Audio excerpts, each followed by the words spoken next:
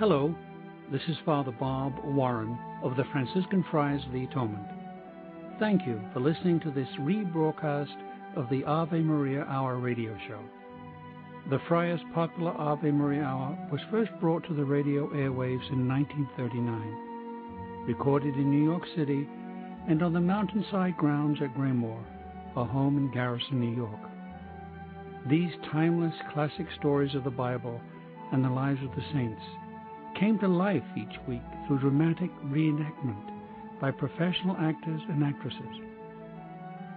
You know, friends, Christ once said, "Do not hide your treasure under a bushel." In saying this, he meant share your gifts, share your talents. The Friars of the Atonement feel the message in these broadcasts remains as powerful and timely as when they were originally aired, and we are so happy to be able to share them with you today. To learn more about the missions and ministries of the Friars of the Atonement, I invite you to visit our website, www.atonementfriars.org. In the meantime, sit back and enjoy this rebroadcast of the Ave Maria Hour.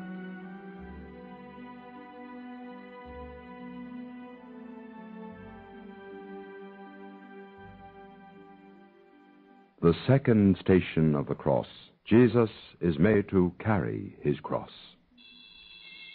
Inside the vaulted cathedral, there is a profound stillness, intensified by the occasional shuffle of feet, the murmured prayer of a petitioner before the Holy Virgin, the whisper of a woman saying the rosary. A group of people, led by the priest, quietly move a few steps and make their second stop in a pilgrimage, likened unto that which took place in Jerusalem many centuries ago through the sorrowful street. We adore thee, O Christ, and we bless thee, because by the holy cross thou hast redeemed the world.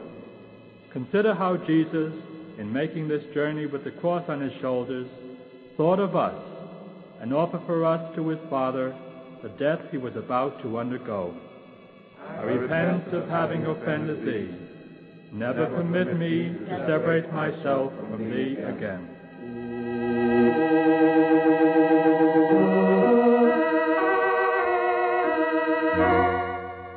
Now Barabbas, thief and murderer, stood in a dark corner, anxious to see the man whose death the crowd had demanded instead of his own.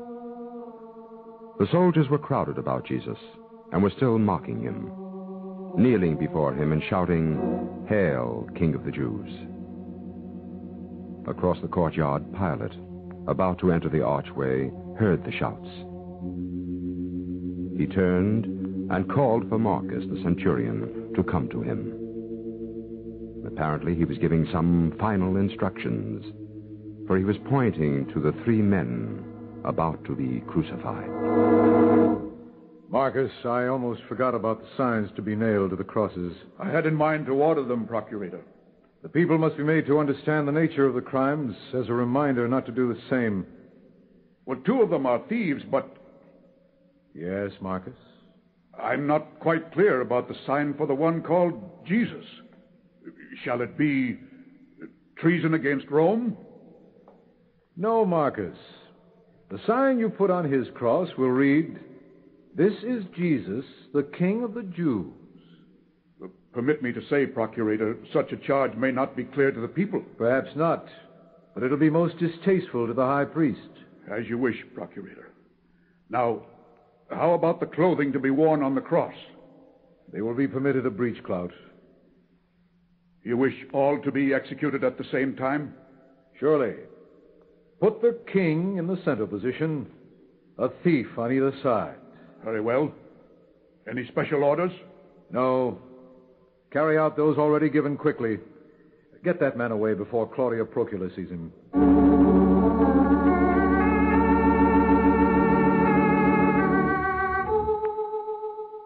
Claudia? Here, on the balcony. Claudia, how long have you been here? A long time. A very long time, my husband. Then you saw... Everything. The jeering and the mocking and the scourging. It was horrible. You should have stayed in your room. I forced myself to watch, to count every lash. 40 save one. But why torture yourself in this way? If that was torture, what was the man under the lash enduring? Well, better try not to think about it. Oh, Pontius, why? Why did you do it? Please, Claudia, let's not discuss state And matters. after I begged you in my note to have nothing to do with him. Because of a dream? Empires aren't governed by women's dreams, my dear Claudia. I didn't beg you to rule the empire because of my dream, but to save the life of a single man. A man in whom you yourself found no guilt. Why? Why did you do it? Claudia, when your message came to me, I was hesitating. I decided on the spot to follow your advice, have nothing to do with him. Then, when I was told he was out of Galilee, I turned the whole affair over to Herod. You saw what happened. He was back in less than an hour. I questioned him privately. I wanted to help him. But the man himself was most uncooperative. If I could only have gotten a simple denial out of him, but he kept saying his kingdom was not of this world. Well, isn't that why your spies reported that the man was no threat to Rome? That he was always talking about the kingdom of heaven? Yes. But I just couldn't make the fellow understand his position. When I put it to him directly and asked him if he didn't know I had the power to set him free or to crucify him, he looked at me as if he were pitying me for my ignorance and said, "You have no power whatever to harm me unless it's given you from above." And mind you, that was right after I had him scourged. Oh, Pontius, don't you understand what he was saying to you? I'd just given him a taste of my power. I thought his reply impertinent. To me, it means that only God had the power to crucify him, not you. Then all I can say is that God demanded his death. For I did everything I could to save him.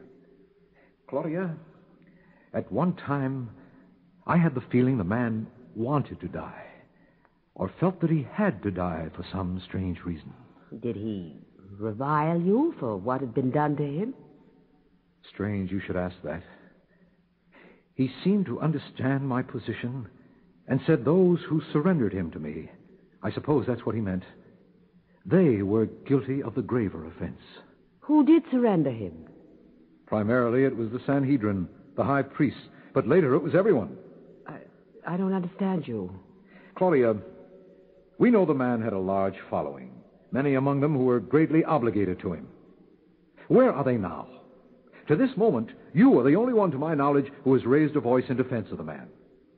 Why did these followers permit the arrest? Why didn't they storm the Sanhedrin and take him away? Well, perhaps they were afraid. After all, when the cohort went with the temple guards, they'd assume Rome authorized the arrest. But I gave them their chance to speak today. Deliberately, I asked them if they would rather release the notorious murderer and robber Barabbas or Jesus called Christ.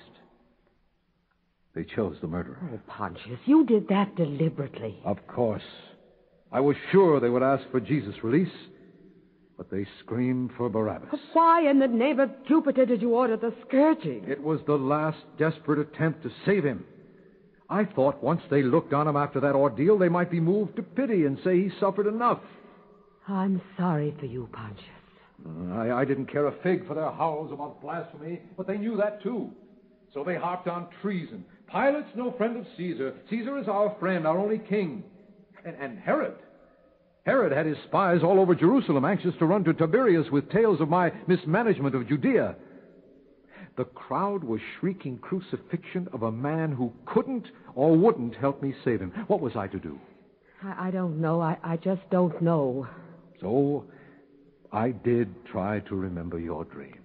My dream is coming true. It was that Jesus was dead on a Roman cross. Procurator! Oh, what now? What is it, Marcus? The high priest objects to the sign. What's the matter now, Caiaphas? Pilate, the sign Jesus bears is false. How so? He is not the king of the Jews. Didn't you yourself bring the charge that he had made himself king of the Jews? He claimed it. We did not admit it. As he goes through the streets, many will read the sign. They will say this man was executed because he is king of the Jews. When you came to me, you had the mob cry out, Caesar is our king. This man sets himself up as a king against Caesar. Isn't that treason against Rome? We beg of you, Pilate, change the sign. No.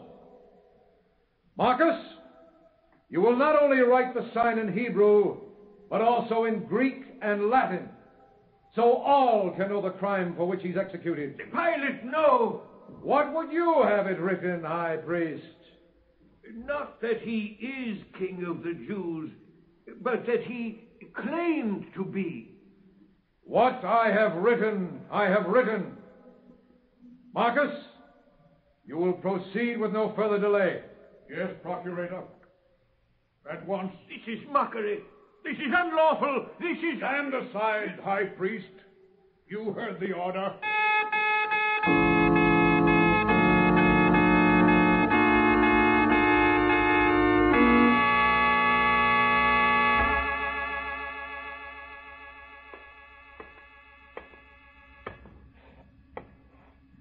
You had better go to your room, Claudia, and not watch this. I choose to watch. Very well, but it'll be unpleasant. Look at the man. How do they expect him to carry that heavy cross when he can hardly stand on his feet? Isn't there anything you can do? Can't you revoke the penalty? It has to go on now to the end.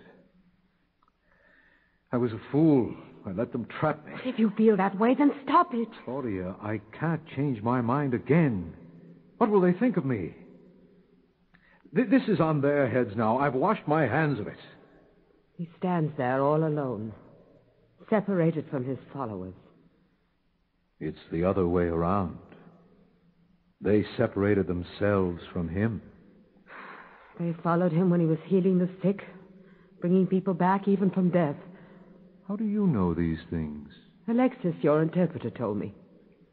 Where are they now, all those he helped?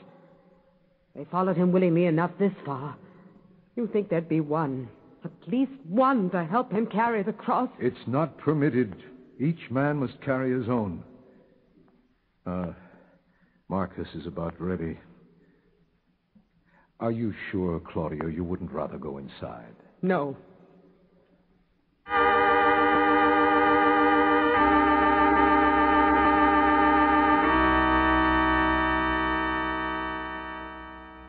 Get those crosses on your backs. Jesus will go first. The two others will follow. 3 guards will attend to each prisoner. Darius, you will ride ahead on horseback. When we start, form a box around the prisoners and use your spears, if necessary, to keep the street clear. Water. A drink of water. No, we haven't time for that. Centurion! Now what do you want? Can't you see I'm busy? You must hurry. In a few hours, the Sabbath will begin. I don't care anything about your Sabbath. You're the one who's delayed us with your prattle about signs. It's not lawful for men to hang on the cross during the Sabbath. Well, take it up with Pilate. Now, will you stand aside so we can get started? Centurion, I'll report you. One side. Line them up. Get those crosses on their back and tie their wrists so they can't let loose of them.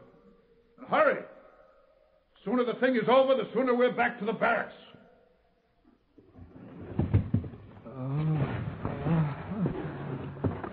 Come on. That's no way for a king to buckle under a timber. It's only 30 pounds. The man's not a king. You've no right to say it. Yeah. Don't you see his crown? Don't you see the sign? He's a king. It says so in 3 languages, High Priest. We will follow after you. We will explain to the people the signs are but Pilate's mockery of our religion and our tradition. Go and wash your hands. Leave me alone.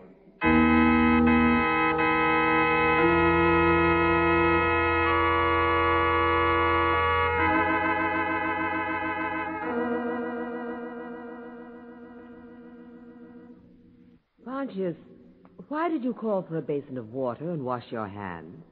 It's a Jewish symbol. What does it mean? As Alexis explained it to me, it's a ritual they followed in the event of a mystery murder. The ancients of the town nearest the scene of the crime had to kill a heifer and wash their hands over the animal, saying, "Our hands did not shed this blood, nor did our eyes see it." And that was your way of telling them that you were innocent of what's going to happen? Yes. I used the symbol to make them aware they must assume full responsibility. And they understood. Can you be sure?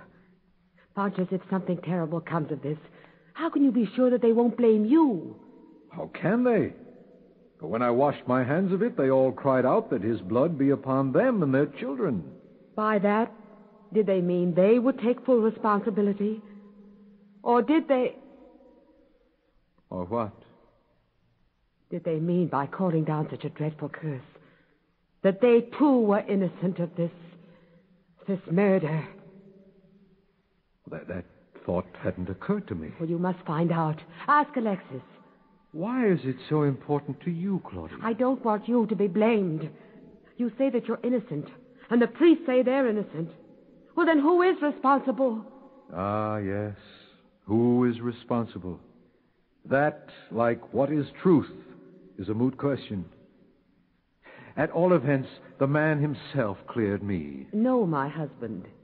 He said those who surrendered him to you were guilty of the graver offense. And so we come back to the question of who surrendered the man. And you implied the guilt might rest on everyone. In the larger sense, yes. Then you, the high priests, the followers who separated from him. Yes. And one of his own disciples, whom I'm told led the guards to where he was sleeping, some fellow by the name of Judas. Isn't this a strange new idea for a Roman procurator to advise? Don't bait me, Claudia. I'm uneasy, I admit it. I do feel a bit guilty. Perhaps that's why I say others must share it. Yes, if they believed in this man, they could have drowned out the cries for Barabbas. Where were they? Where, Claudia? I don't know. I'll tell you where. In their homes, in their camps, eating their morning meal, or else gathered about talking things over. Oh, surely not those who believed in him. Why not? The 12 men closest to him scattered and fled. And the others? Oh, yes. They believed him to be the Messiah. That's the irony of it. Please explain what you mean by the irony. He's the Messiah. So what does it matter? He can save himself. Because men are powerless to hurt him. That's the irony. Because the divine are immortal, they must test him by death. That's the one infallible test. If he dies, he's a liar. If he doesn't, he's divine. Now, every last man's waiting to see what will happen on Golgotha. And what will happen? He will die. And they'll go back to their homes and tell themselves how prudent they were in keeping silent. Right now, Claudia, I find myself wishing it were true. Wishing what were true? What they claimed and said he claimed. That he is the Son of God. Yes, and all the rest of it, that he is the King of the Jews. That would be an irony for you. Pilate, procurator of Judea, wrote the truth on the sign. Oh, wouldn't the whole sorry lot of them wail and beat their breasts and be forever sorry? Oh, Pontius, you shouldn't be so bitter against the people. A moment ago, you remarked how alone the man was. There was pity in your voice. Now you're excusing the people. I think it's because of what I've witnessed today that I feel pity for everyone. For all mankind. Even for the procurator? For you especially. Thank you, Claudia. I'm truly sorry it happened. I need your pity and understanding, for I was weak with self-confidence. I thought I could handle the priest, but... Well, what's the use of reliving it? And if you don't mind now, I would like to... Procurator! Yes, Marcus, what is it? We are ready. We await your signal. Pontius, free the man. You were right to change your mind. Not again, Again, Claudia. yet, and again, and yet again when you made a mistake. Pilate! We await your signal. You will proceed, Marcus. Oh, Pontius. Forward! I'm sorry, Claudia. One word from you was all that was needed to save him. And I asked him for that denial which would save himself, and he refused to give it. Now more of my dream comes back to me. Some of the things I saw today were in the dream, and so mingled I don't know which is real and which is the dream. I knew I was struggling to prevent his death, but a force pressed against me from all sides, and voices whispered, "Be silent, Claudia. This has to be. It was foretold." No doubt this was caused by your talking with Alexis about Jewish folklore and ancient prophecies. Perhaps. He's told me much since we came here. It has to be. As if a power greater than yours was shaping events. Best leave it at that. It has to be. Unless... Unless? He is the Son of God. You too, Pontius. Like so many others, Claudia, finding comfort for my blunders by saying, if he's the Son of God, nothing I did will harm him. But look at him, down there with the weight on his shoulders, painfully putting one foot ahead of the other. He bleeds like any other man. Look at him, and then tell me whether or not that man cannot feel pain. Claudia, please, I've had a very difficult morning. Let's not discuss this any further. Are you coming in? No. I'll look on. At least for a while.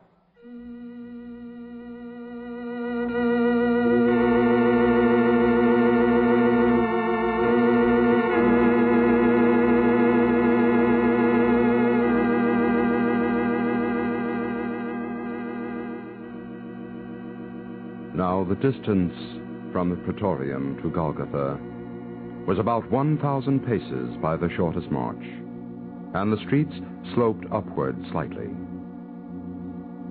People gathered on the roofs of houses and shops and in the streets as the procession moved very slowly because of the weakened condition of Jesus, who had difficulty placing one foot in front of the other as he staggered from side to side under his heavy timber, which threatened at any moment to send him headlong into the dust.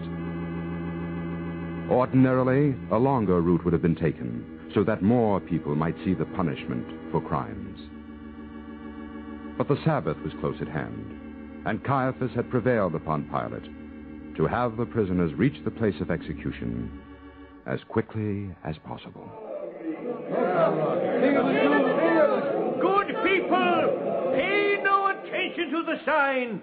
Pilate ordered it written to mark us. He knows it's false. Centurion, you must move faster. It's the king who's slowing the procession. Don't say that. Faster, can't you go faster? The man's doing the best he can. But it's the 5th hour. Soon the Sabbath will be upon us. Well, that's your doing. You should have let Barabbas carry his cross. Oh, curse be on you and all Romans. Get back now. Get back, all of you.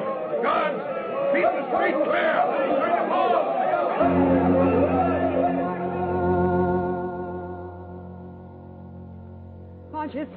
Pontius, come quickly. What is it? Look below in the street. Huh?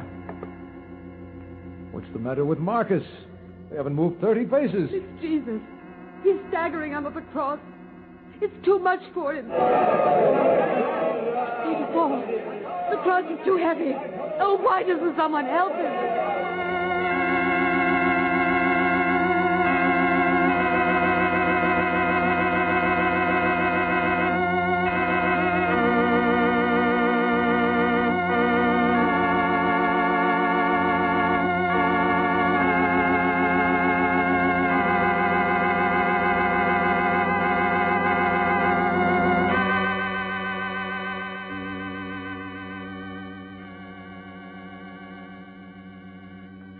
Now, it was the 5th hour, and the sun was beating down upon the prisoners.